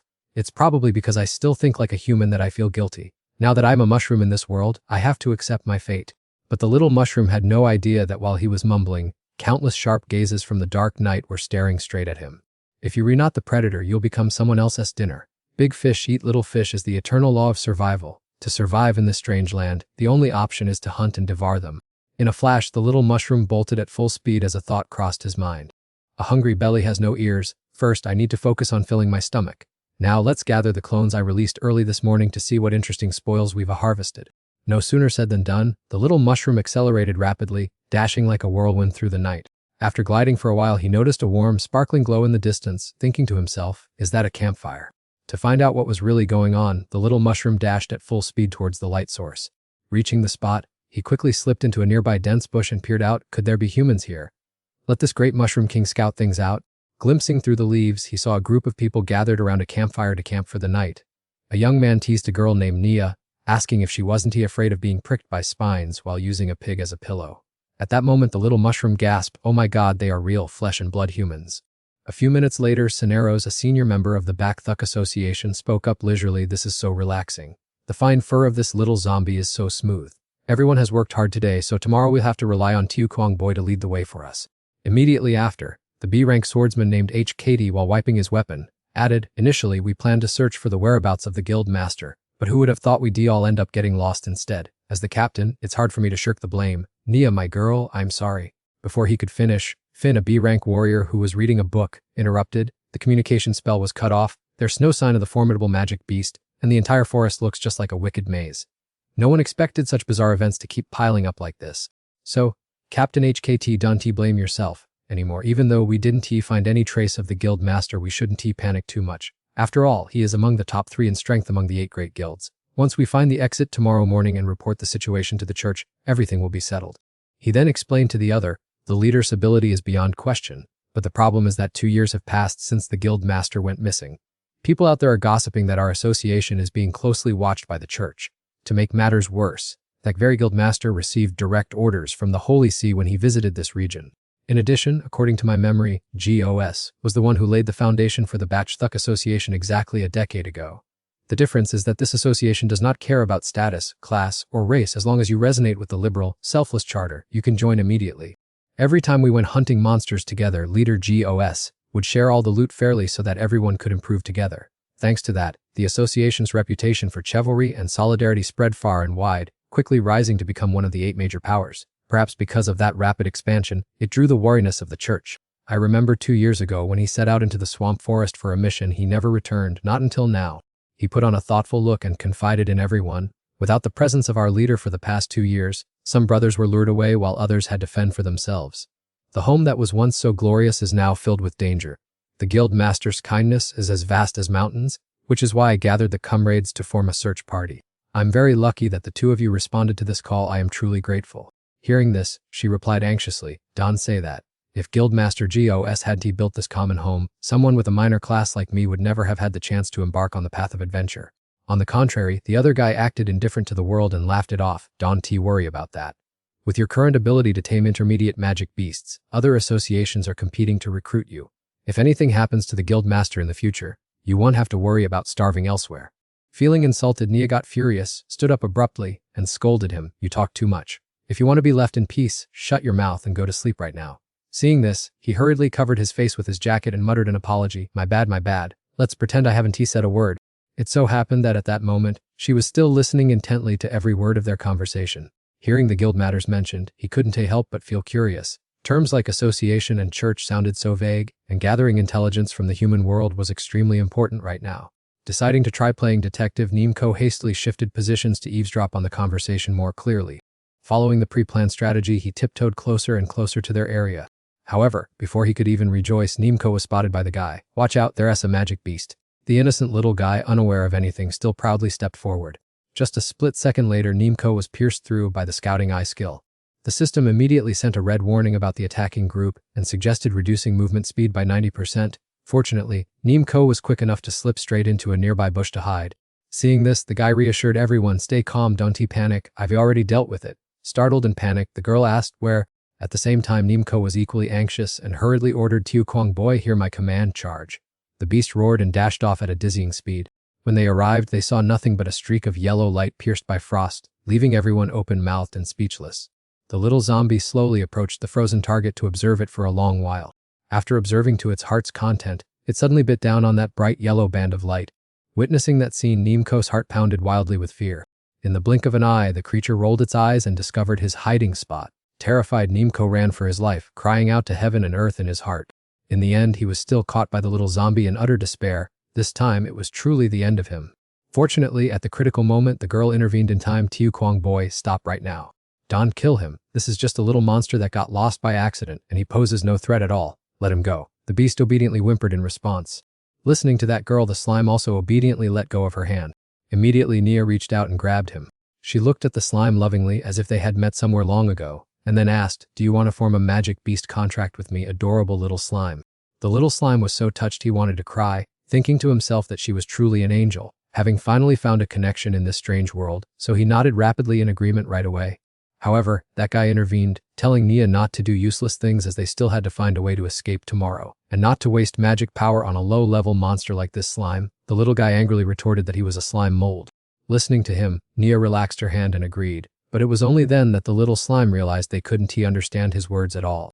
The slime mold quickly thought of a way to escape, an idea flashing in his head.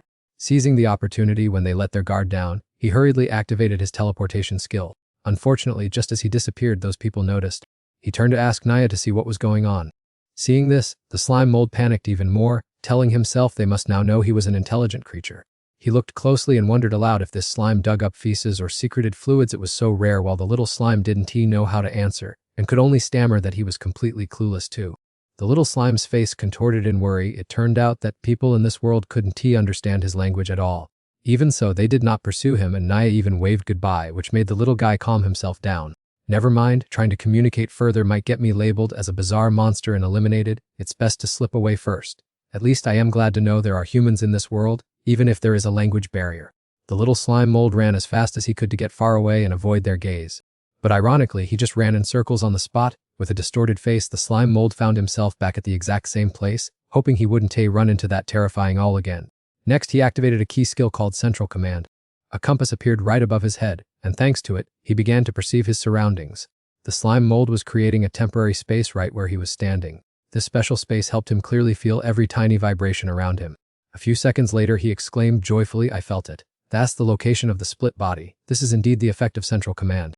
Without delaying a single second, as soon as he located it, he teleported instantly. The slime followed his senses and teleported continuously, telling himself as he went, "The signal is getting clearer. It's definitely ahead." When he saw the strange object appear before his eyes, the little guy couldn't help but marvel in amazement.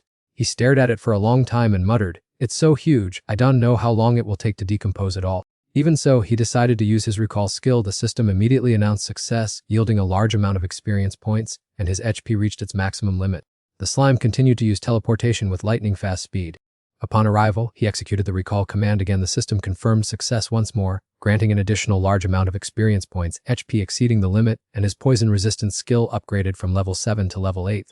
To level up, he continued to use his recall skill. The system confirmed that his experience points were sufficient, congratulating the little guy on reaching level 2. Without a moment's hesitation, having finished the job, our friend hastily teleported away. As soon as he arrived, the compass needle resting on Gumi's head suddenly began to flicker and wobble. He looked around and muttered in panic, "The signal is so weak. Where is it, my precious X-bag?" Suddenly, Gumi caught sight of a wriggling shadow behind a mushroom, making him overjoyed. "Oh, it's over there." It turned out to be a snail, currently taking its time filling its belly with its favorite food.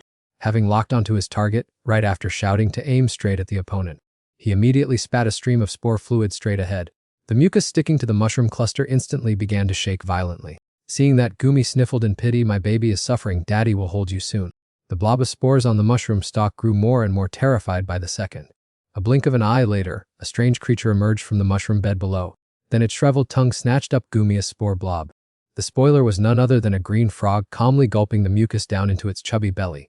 Gumi stared wide-eyed, his face turning purple with rage as he shouted, You, but it only croaked a few times in response. This cocky attitude made his blood boil, whimpering and screaming at the same time. Gumi cried, "How dare you eat my baby? I'll make you pay for this with blood, you smelly frog." He stuffed a stone into his belly and unleashed a super powerful spore bullet attack. The frog's eyes widened in utter surprise as it looked at its opponent, only to take Gumi's projectile right in the face. Seeing his enemy hit, he said gleefully, "That'll teach you to eat," while inwardly gloating, "So easy, by now I could probably easily crush that fat, snake-headed bird too." Just after boasting, he started at a sight so bizarre that he cried out in a daze, "What?" Surprisingly, the frog had easily deflected Gumi's attack. It croaked once and opened its wide mouth to show the stone still intact inside. The very next second, the frog dove straight into the pond, leaving Gumi staring in utter shock. Its splash created a loud thud that echoed throughout the area. Standing on the bank looking down, he yelled after it, trying to escape, "In your dreams."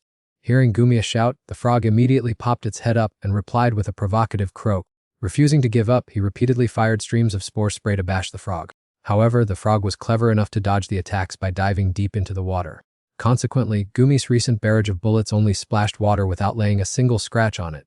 Missing the shots made him grumble in frustration, "What bad luck, it's gone under again," and Gumi also pulled a face, realizing that in this much water, he was completely helpless. While he was still hesitating, the frog suddenly popped up again, blatantly mocking him. Looking at its goofy appearance, Nimco thought to himself, it has resurfaced again. Frogs are amphibians that must come up to breathe air, so it seems your life ends here. Unexpectedly, that monster used dark magic to glide gently over the cool water. Right after that, it gathered all its strength, revealing a mouth bristling with terrifyingly sharp teeth. As fast as lightning, it lunged straight toward the spot where Nimco was standing. Who would have thought the young boy had quickly stepped aside, causing our frog to bite into the tree trunk in excruciating pain. Taking advantage of falling from above, Nimco immediately unleashed a barrage of highly toxic cellular fluid at his opponent. That precise shot struck straight into the enemy's eye. During the moment of free fall, the quick-witted boy reached out and grabbed tightly onto a nearby branch. Fortunately, his small hand managed to hold on successfully in time. While swinging in midair, Nimco realized that this guy was not running away at all, but was merely luring him down into the lake to gain the home field advantage. Winning the beehive battle made me a bit complacent. Only in real combat does one realize that it's uncertain who will defeat whom, so this microbe must learn to be more humble, he thought while the frog's eye was bleeding continuously from the wound. A moment later it turned its head, glared at him, and roared in extreme frustration. Flying into a rage, the monster rushed madly toward him, startling Nimco, who muttered to himself, "This time I've used up all my resources." Whatever happens, happens, so he immediately activated his nozzle to fire another round of cellular fluid. To his surprise, the incoming stream of cellular fluid was swallowed whole by the frog's wide-open mouth. That sight sent a shiver down Nimco's spine as he cursed inwardly about how bizarre this was. After securing its grip on the tree bark, the frog continued to croak and shriek noisily. Without any hesitation, it shot out its incredibly long tongue to grab the boy. As the tongue wrapped tightly around his body, Nimco could only shriek in panic, "Oh no, I'm finished." He tried his best to cling to the small branch while the monster frantically pulled him toward it. After a brief struggle, the fragile branch finally snapped in half. As he was falling rapidly, Nimco trembled violently, his mouth continuously muttering unlucky words in prayer. Just a handspan away, and he would turn into a delicious snack for it. The situation was extremely critical. Adversity brings wisdom, and Nimco quickly flipped the branch he was holding in his hand. He shoved the sharp branch straight into its mouth, shouting, "Try eating this, boy." The branch stabbed deeply, causing the frog's mouth to spurt blood, and in its immense pain it had to let Nimco go. Clutching its torn and bleeding mouth, the frog fell back into the depths of the lake. Upon landing safely, he breathed a sigh of relief and muttered in frustration, "I almost kicked the bucket." At the same time, beneath the cool water, the beast was doing its best to use internal energy to soothe its wound. Meanwhile, Nimco just stood blankly staring down at the lake, filled with regret for letting such a rich source of nutrients get away. Sighing deeply after a few seconds, he regretted that the corpse had already sunk underwater, meaning he could no longer salvage anything to decompose.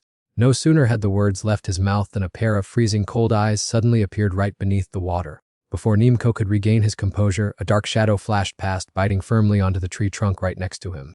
Not stopping there, that monster also used all its strength to bite the wooden log in half. It intentionally flung both him and the wooden log straight into the air. Taking advantage of the moment when Nimco's head was still spinning, it extended its long tongue to snatch him into its mouth. It was none other than the bizarre frog named Sankey. Seeing the frog's new mutated appearance, Nimco gasped in horror, "What kind of devilry is this?" It glared at him and then burst into a roar of laughter. The next moment, it swung its blood-red eyelashes as a weapon to lash out furiously at its opponent. Fortunately, Nimco was still agile enough to dodge that vicious lash in time. Before landing on his rear, he quickly shot out a stream of spores. The sticky fluid clung to a tree branch, helping to pull Nimco up to dangle high in the air. Although he escaped having his rear bruised, swinging in the wind for a while still made him dizzy. A moment later, Nimco comforted himself with the thought that a gentleman does not lower himself to a scoundrel's level. But he wondered why that frog had a second form. If it was that strong, why did it let the snake swallow it earlier without transforming to resist? Or was it due to the difference in level between the monsters? On second thought, that didn't seem quite right. How could a low-level monster have such a cool appearance? It was truly bizarre. Running away is the best option, Nimco thought to himself as he glanced at his opponent. Just then, the frog closed in again, making him startle and scream out loud. It imitated Nimco's old trick, turning its tongue into a rope to swing its body in mid-air. As tears welled up in its eyes, it quickly covered its face with its hands. Immediately after, the frog activated its blood spike skill to launch a flurry of attacks. The attack struck Nimco's rear, causing his health bar to drop by 199 points. The system immediately alerted that foreign impurities had invaded the cells and were being processed. At this point, he realized he had been poisoned and thought to himself that its blood was extremely toxic. So much so that even level 8 poison resistance would fail. Capitalizing on its advantage, the frog continued to unleash a relentless flurry of attacks. It shot its tongue out in an attempt to stab Nimco from behind. He managed to dodge the first strike, but the second one hit home, making Nimco's eyes water with pain when he saw his health drop by 1 point. He then breathed a sigh of relief, reassuring himself that there was no need to worry, as this minor physical attack could barely scratch his skin. But then Nimco was horrified to realize he had splashed down into the pool of water, He panicked as the system instantly warned him of an ongoing cellular osmotic imbalance, requiring his urgent retreat. Before Nimco could even move, the frog had already slithered right up to him and opened its mouth incredibly wide. It then snapped him up in one bite, swallowing him whole into its belly. At this moment, the monster appeared extremely satisfied to have caught such a juicy prey. However, its face went blank when it saw a piece of Nimco's body still dangling out of its mouth. After just a few breaths, it cried out in astonishment upon seeing him slowly escape from that slimy mouth. Because a part of his body was still stuck in his opponent's throat, his health points kept continuously dropping, up to 33 times. Nimco frustratedly told himself that he had to escape quickly before being completely digested, but just prying its teeth open had already exhausted all of his strength. Before long, it used its clumsy hands again to try to push him back into its stomach. The strength of this frog was indeed so terrifying that Nimco could only sigh helplessly, telling himself that he was finished this time. In the end, an idea flashed through his mind to let his body touch the water, and he reassured himself that no matter how hard it would be, he had to give it a try. Nimco began to suck water into himself, causing his body to gradually swell up like a balloon. As soon as it felt that strange difference, the frog opened its eyes wide in confusion. Nimco's body kept expanding, forcing it to open its mouth as wide as possible. Seeing this, he smirked with delight while calculating in his mind that the imbalanced osmotic pressure would make his body grow even larger. The frog stubbornly continued to use its hands to push him inside, but Nimco only looked at it with a mocking gaze, as if asking if it still hadn't given up yet. Determined to use up all of his system resources to confront the monster, a series of notifications immediately rang out, suggesting the use of golden honey to recover 400 health points. Once expanded to his limit, he shouted a challenge, daring it to keep stuffing him in and see what happens. The outcome of this foolish game was that the frog's body immediately exploded into 100 pieces. The violent blast from the explosion sent him flying into the air for a brief moment. As soon as he landed on the ground, Nimco received a series of messages from the system, signaling that he had successfully defeated the magical beast, along with earning experience points and a new antibody. Despite winning convincingly, he still struggled to manage his overly bulky body. Looking at his current physique, Nimco couldn't help but sigh wearily, wondering why on earth he had transformed into such a giant. Seeing its master suffering, the system immediately assisted in regulating the pressure, notifying him that his current health was over 11,000 and warning that this state would return to normal in less than an hour. After reading the messages carefully, Nimco began to envision himself diving under the clear blue water. In an instant, he came up with the idea of utilizing his cell expansion to regulate the pressure, considering this an unexpected bonus. But then again, my reserve health points are almost gone too. Despite being in a tight spot, Nimco maintained an optimistic attitude, telling himself that this was an achievement that had cost him his entire fortune to acquire, so he must make effective use of it. Just as he finished thinking about his new physique, Nimco suddenly noticed 2 helicopters shining blinding searchlights towards him. Seeing those people, he suddenly changed his attitude and jokingly asked if anyone still remembered the legendary sticky ball rolling game from years ago. In order to stop Nimco, the system continuously sent confirmation notifications of successful decomposition along with accumulated experience points. The notifications kept appearing endlessly about decomposing the magical beast and gaining experience points. At the same time, beneath the water right next to him, 2 fish shapes swam closer. As soon as they lunged out of the water, Nimco seized the opportunity to skillfully grab one. Once finished, he casually remarked that although he had adapted to the pressure, moving in the water was still too heavy, and the fish were too quick, so lingering here would only waste precious time. Having caught his prey, Nimco swung his arm to fling the fish onto the shore, then ordered it to go up there immediately. Right after that, the guy also began to slowly drag his body up onto the shore. As soon as he set foot on land, Nimco took the opportunity to pick up a flat stone nearby. Even the wild branches by the roadside could not escape his golden touch. Wherever he went, it was wiped clean, leaving behind only a barren plot of land without a single blade of grass. When approaching the delicious prey, he suddenly noticed 2 otters bustling about. After giving a warm, polite greeting, Nimco immediately stretched out to snatch the fish. Unfortunately, with his massive giant body, he accidentally gathered up the poor pair of otters as well. In the blink of an eye, Nimco quickly released the pair and told them that this fish belonged to him. Having said that, he turned his back and walked away, leaving the 2 little otters bewildered and frozen, not understanding what had just happened. On the way, he thought to himself that with such vast resources, there was no need to kill the innocent. He would just spare the cute monsters, considering it his last remaining bit of humanity. Walking a bit further, he discovered a little squirrel and muttered, "Well, there is some good stuff here too. Let's launch the fireball skill."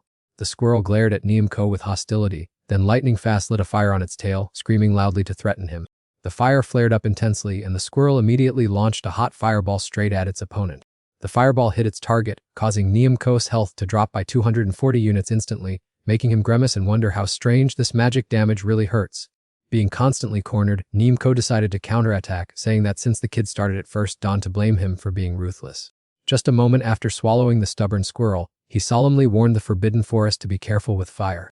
When Nimco spat it out, the squirrel had turned into a pile of bones, and the system immediately announced the target's defeat and completed the decomposition to receive experience points.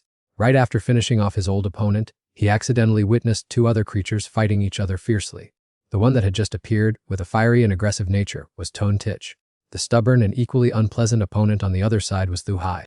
Tone Tich began to take a deep breath to prepare for a proper counterattack to intimidate the enemy. At the right moment, it sprayed a stream of bright white liquid straight ahead. The white liquid quickly clung to Thu Hai's body. It was a highly toxic accelerating acid. Being hit by that vicious blow caused Thu Hai to roar in excruciating pain. Just a few seconds later, Thu Hai hastily pushed the mucus that had accumulated in the middle of its body far away. That sticky mucus was thrown right onto a withered tree trunk nearby. In the blink of an eye, it sprouted, multiplied, and turned into a completely new Thu Hai clone. Witnessing that revival scene, Tone Tich was so furious that it gnashed its teeth in anger. Unable to endure any longer, it immediately activated its wild charge skill and rushed straight at the opponent.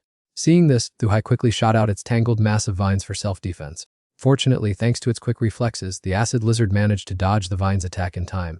Not long after, the ground cracked open again, allowing the aggressive vines to emerge. Thanks to that, they impaled straight into the acid lizard's arm, and from those vines, several flowers began to appear. In the blink of an eye, those flower buds bloomed brilliantly. Witnessing this bizarre sight, the acid lizard could not help but be shocked and terrified. Right at that moment, its eyes also gradually turned a hauntingly bright red. A moment later, the acid lizard's two eyes suddenly exploded. Taking advantage of its opponent's disorientation, the tree corpse seized the opportunity to launch a surprise attack. Unable to guard against the sudden blow, the acid lizard was miserably flung high into the air. Finally, it fell heavily to the ground, creating a thud that shook the entire space. In the very next moment, the acid lizard braced itself and tried to stand up. It began to use its tongue to sense the surrounding temperature instead of its eyes. With its extremely sensitive tongue, the acid lizard successfully located the heat currents radiating nearby. Guided by the sensed heat currents, it began to move agilely. Next, the acid lizard frantically unleashed attacks at the position where it was certain the tree corpse was located. After a period of fierce combat, the tree stump was also beaten to pieces. The tree corpse itself was also torn in half by the acid lizard's long tongue. However, in its bloodlust, it accidentally swept across Nimco's position. Immediately, a surge of pain shot up from its tongue, making the acid lizard scream relentlessly. It hastily retracted its tongue and burst into tears because of the agonizing pain. What's more, the acid lizard was astonished to notice a strange taste on the tip of its tongue. It immediately used its heat-sensing ability to scan everything in the vicinity. At the same time, Nimco had managed to find a safe place to hide. A moment later, the system announced a 0616 about detecting a foreign body, along with a proposal to activate the antibody and a successful decryption to receive experience points. After reading the notifications from the system, he felt extremely confused about the true nature of this foreign body. Not wanting to waste another moment, Nimco quickly teleported, telling himself that having the antibody was good anyway, and he had to take the opportunity to consume a bit more before time ran out. While moving, he suddenly wondered if it was all right since the plots of land he had just passed through already numbered in the dozens or hundreds. Continuing to run without escaping the forest, Nimco couldn't help but wonder why this place was so unusually dense. It turned out that the ground beneath his feet was constantly shifting. After running tirelessly for a while, he saw a bizarre black crevice appear before his eyes. Nimco stared intently ahead with a restless and anxious expression. He muttered to himself in confusion, thinking that his eyes must be playing tricks on him when a huge flash of magic suddenly appeared in the sky, accompanied by a silent explosion. Just as he nervously took off and flew into the air, he heard the system chime in to remind him that it was time to sweep the battlefield. After a hair-raising transformation, Nimco landed on the lush green grass and beamed with joy at finally returning to his original form. A series of good news arrived from the system regarding a level 49 bacteria strain, the title of inexperienced lord creature, the fiery decomposition expert trait, and countless surplus upgrade points, making him grin from ear knowing he had reached the milestone of level 49. Immediately afterward, the system poured cold water on him by announcing that the storage was overloaded, temporarily suspending experience points for an hour, and demanding an urgent cleanup. Upon finishing the notification, Nimco dumbfoundedly wondered what this small Fry Lord title was supposed to mean. Could he have accidentally become the boss of a kindergarten? After scrutinizing his cramped inventory for a while, he let out a weary sigh and made a harsh decision. Well, he might as well clean up this treasure trove first. If he just left this mountain of rubbish piling up, he would eventually die of indigestion. No sooner said than done. Nimco rolled up his sleeves and immediately got down to the general cleaning of the storage. He didn't hesitate to kick out tons of junk and filthy items. After a session of intense cleaning, a mountain-high pile of trash stood before him, enough to make anyone shudder in disgust. Relieved of the burden, Nimco breathed a sigh of relief as the space had become much airier. But the dilemma was how he was going to survive the next hour without a single experience point. The system continued to tease that upon reaching level 60, the master could choose to change classes or evolve, and currently he was only at level 49. Nimco widened his eyes in surprise, muttering to himself that this was indeed the path for monsters to turn from dolls into powerhouses. Completely different from ordinary leveling up, both class changing and evolution were spectacular transformations, much like a carp turning into a dragon. Thinking about the prospect of himself rampaging through the otherworldly realms with magic, he happily laughed so hard his mouth stretched wide open. Nimco's rosy dream suddenly vanished into thin air when a winged creature abruptly appeared. He looked up and discovered an entire legion of strange creatures flying overhead. It took Nimco a few seconds of close inspection to realize that those creatures were none other than the yellow bees. As soon as he identified the enemy, his face turned pale as he silently cursed that it was indeed a narrow escape, and it was that magic-wielding trio of yellow bees again. Outweighing his fear with curiosity, Nimco decided to tail them closely to see what tricks they were up to. Switching scenes in a flash, his speed was more than enough to catch up with the Yellow Bee expedition team. Just like that, clinging to them like a shadow, Nimco unknowingly ended up wandering right into their lair. Not daring to venture too close, he hid from afar to observe and dropped his jaw at the grand scale of the beehive, which looked like a fully evolved metropolis. The yellow bees built their headquarters in an extremely systematic manner with a maze-like network of intertwined tunnels. Suddenly, a pitch-black bird shadow lunged forward and shattered the sturdy nest in the blink of an eye. As soon as the nest was torn apart, the pupae inside wriggled out in a flurry, and the culprit was none other than the sinister giant bird. Seeing the plump, wriggling pupae crawling out, the bird eagerly pecked at them with relish. Nimco stealthily glanced at the creature and was shocked to realize that this was the very giant bird that had nearly scared him out of his wits a while ago. Thank goodness it still hadn't he bothered to notice him. While his friend was still busy standing there in a daze calculating, the beast had already brazenly finished off the pile of plump pupae in the beehive. Although the swarm of yellow bees tried their best to fly in and attack relentlessly, all the stings were completely harmless. Many brave bees rushed straight at its shiny snake head, but in the end, they still achieved nothing. Having no other choice, the entire swarm of bees had to gather their forces and tightly surround Talo's body. However, with just a slight shiver from it, the entire swarm of yellow bees was blown away in all directions. A moment later, the yellow bee mage cast magic to summon flower spirits to prepare for a bombardment. Seeing that, Talo widened its eyes in disbelief. After the leader issued the order, all the flower spirits quickly dashed forward. Accompanying that was a series of rumbling explosions echoing one after another without stop. Fearing she would be caught in the crossfire, she had to hide behind a large boulder and thought to herself, an intense attack like this will definitely accumulate enough quantitative change to create a qualitative change. Not only was Talo not afraid of the blazing fire, but on the contrary, it opened its mouth and swallowed the flames whole into its stomach. In just the blink of an eye, it sucked all the remnants of the fire into its bottomless stomach. After eating its fill, Talo let out a loud, satisfied burp. Witnessing this horrifying scene, the yellow bee mage immediately trembled violently and screamed out loud. Not stopping there, it also gave a powerful nudge, causing the beehive beneath its feet to shatter into pieces and scatter everywhere. The bizarre snake head once again activated its highly sensitive infrared sensing capability. It relied on the heat emitted from the surrounding environment to perceive everything. Having identified the target, the snake head immediately snuggled straight into the beehive to devour both the bees and the plump pupae. After bustling about for just a short while, the greedy snakehead had completely devastated countless beehives. Just like that, swarms of poor yellow bees kept falling haphazardly out of their hives. But seeing this scene, she muttered to herself, it turns out its body only turns bright red after swallowing fire. Moreover, it even knows how to eliminate worker bees to destroy the whole swarm. It seems its intelligence quotient is not low at all. Let me collect this delicious corpse and wait another hour to dismantle it. Talo suddenly had the intention to use a basic magic spell, which was freezing ice magic. Just at this moment, Khan's group passed by, so they quickly raised their guard. The young man leading the way spoke up, saying, following the magic fluctuations of the explosion indeed led to a clue, but is this just an intermediate level monster? Naya quickly interrupted and recognized it was Talo. Knowing that danger was close at hand, she loudly warned her teammates, do not be careless. Looking at its imposing appearance, it has definitely reached the leader level. The girl silently observed the situation and felt curious, wondering if this group of old acquaintances wanted to hunt that strange bird. At this moment, Talo was still struggling hard to remove the thick layer of ice clinging to its tail. A second later, it decided to use its strong wings to flap hard and break that layer of ice. Once freed, Talo glared at the group and roared in anger, and then she quickly ordered Khan, use advanced freezing magic to finish it off. I will help you hold it off and buy some time for the incantation. The young man quickly gathered his energy and replied, then it will be tough on you, Captain. I guarantee that with just one move, I can send it to the afterlife. As soon as those words were spoken, the beast immediately rushed forward to attack him with its razor-sharp claws. Fortunately, he managed to raise his shield in time to block the blow. Thus, both sides were locked in a fierce, undecided tug-of-war.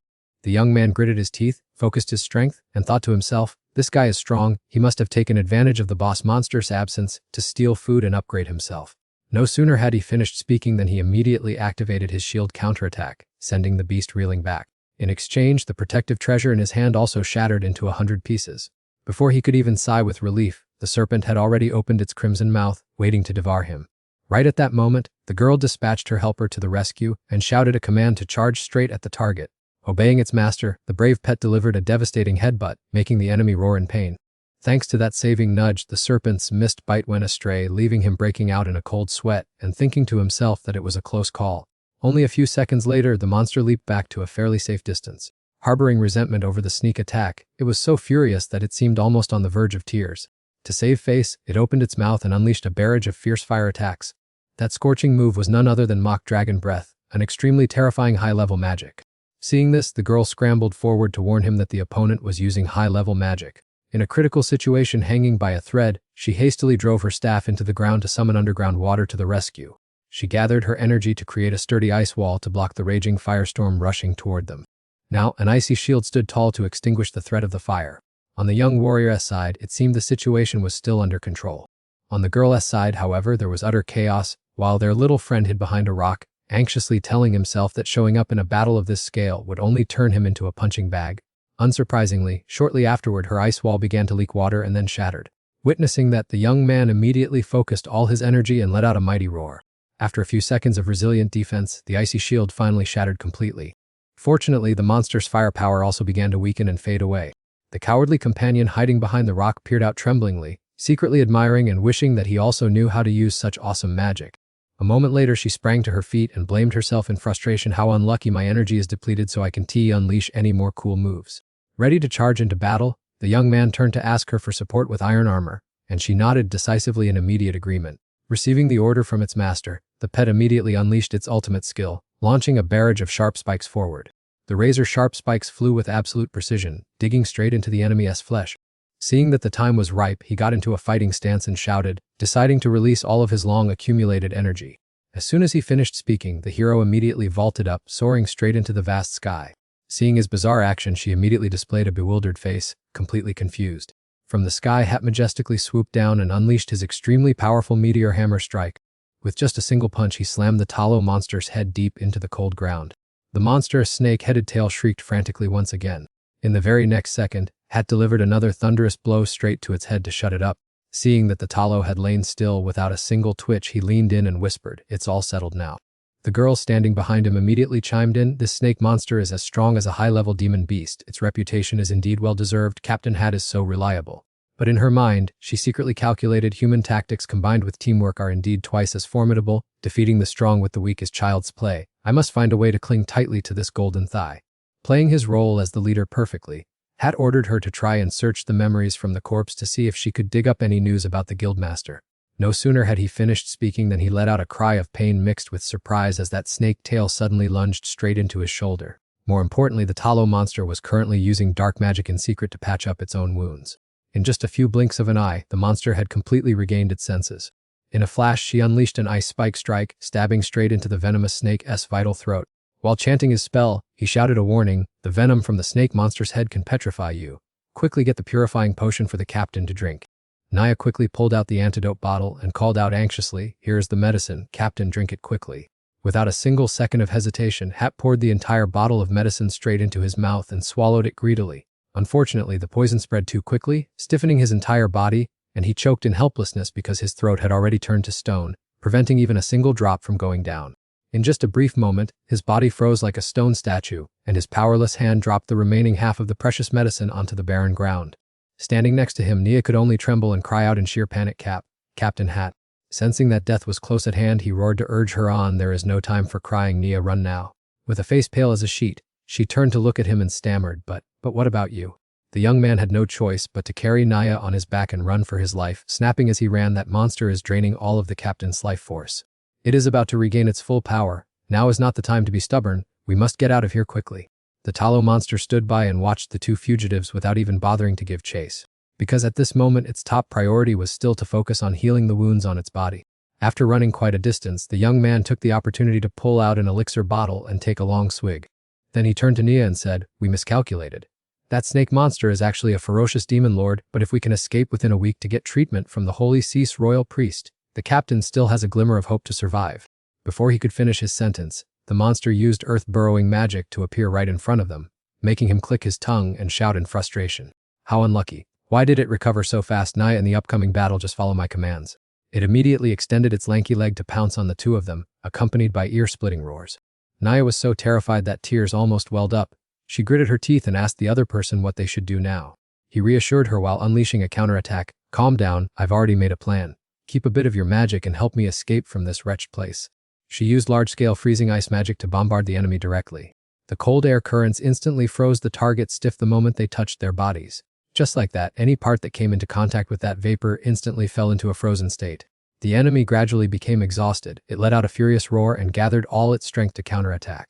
Seeing this, he stepped forward a few paces and warned, "That bastard is about to use high-level fire magic. Naya, don't worry about anything else, just run." Naya anxiously shouted, asking what he planned to do, to which he firmly replied, "There is no other way. If we don't restrain it, none of us will escape." He proactively erected an ice wall to block Naya and left a message, "Thank you for this magic medicine." He cast a solid ice spell to shield Naya from the violent wave of fire. While he chose to fight to the death with the opponent, Nia, in extreme panic, desperately called out to him. Naya's mind was completely blank, and 2 streams of hot tears continuously flowed down her cheeks.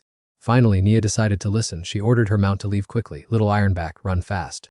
While dashing away, she told herself, "I must escape this place at all costs to report the news of the demon realm to the Holy See." Just then, Miming suddenly appeared, and Nia gasped in surprise, "Little Miming, I thought our magic connection had been severed earlier, so you..." "This is great, it would be wonderful to have you lead the way." "Oh no, Little Miming, I am right over here." It perched on a nearby tree branch and let out a signaling cry. Just a second later, Miming activated the Divine Severance skill. Its eyes swept over Naya and then continuously darted back and forth suggestively. She understood its intention immediately and anxiously called out, "Oh, Little Miming, Little Miming." At the same time, in a dark sealed space, a bloody massacre had just ended. Ghost, the guildmaster of the all-knowing guild, hurriedly opened his status window to check after finishing his work. The system responded immediately with warning lines, "Fatigue status has reached its limit and cannot be hidden, and it is time for the borrowed mana to be repaid with stamina." Waiting for the system to finish running, he could only let out a weary sigh and mutter, "I know." A few breaths later, the corpses of the creatures killed by Ghost suddenly gathered in one place simultaneously. A short while later, Clodder Zeroa, the king of the swamp forest, appeared and teased, "I saw you sighing just now, Ghost. It has been 2 years. All the high-level monsters in this forest have been wiped out by you, and I have died by your hands countless times. Have your assets finally run dry? And hey, what are you muttering about? It must be that damn system, right? Thanks to it, in a short span of time, you've erased your guild to the ranks of the 8 major powers. We have uncovered your secrets through intelligence from other universes. Cornering you is the best way to eliminate you. We thought we had lured you into a trap, but who knew you had grown so strong and hidden so many trump cards? Perhaps this is the last chance. Do you want to be turned into an undead by me or choose to join us in plotting for supremacy?" He only replied softly, "Let me consider it." A moment later, Ghost tightened the weapon in his hand and whispered, "I understand it now." While delivering a devastating blow to him, he indifferently declared, "The answer is to send all of you scum to be reincarnated." Without any anger, Croto Zerowar laughed gleefully and said, "It's useless, darling. I am immortal within this eternal barrier. Why haven't you opened your eyes to that yet?" He focused his energy and gathered the corpses again, but this time from a completely different corner. Then Gorder Zerowar rushed forward to attack Ghost. "No matter how strong you are still a mere mortal. Panting like that means you are about to collapse. If you want to cooperate, go play with the King of Hell." He quickly took an item out of his spatial storage bag. Ghost immediately pulled out a bottle of pure holy water and threw it straight at the annoying guy's face. The bottle shattered immediately after, releasing the glittering golden liquid hidden inside. The liquid spread all over Gorder Zerowar, throwing him into utter confusion as he demanded, "What on earth is this?" No sooner had he finished speaking than Gorder Zerowar's body instantly exploded into pieces. Watching his shredded flesh rain down in midair, Ghost leisurely said, "This pure holy water is specifically designed to roast souls. Even if you possess a physically indestructible body, you are finished when you encounter this. It's a shame. I originally planned to save it for the final boss behind you, but I'll just use it now." Despite his flesh burning in agony, Gorder Zerowar still tried to roar and curse, "You bastard Ghost. Even angels have fallen, so where on earth did you dig up this high-grade holy water?" How annoying! Before his roaring could finish, he was completely obliterated by the holy water. That holy water had successfully burned Gorder Zerowar's physical body to ashes. As the battle ended, Ghost was suddenly bewildered to see the system sounding rapid alarms.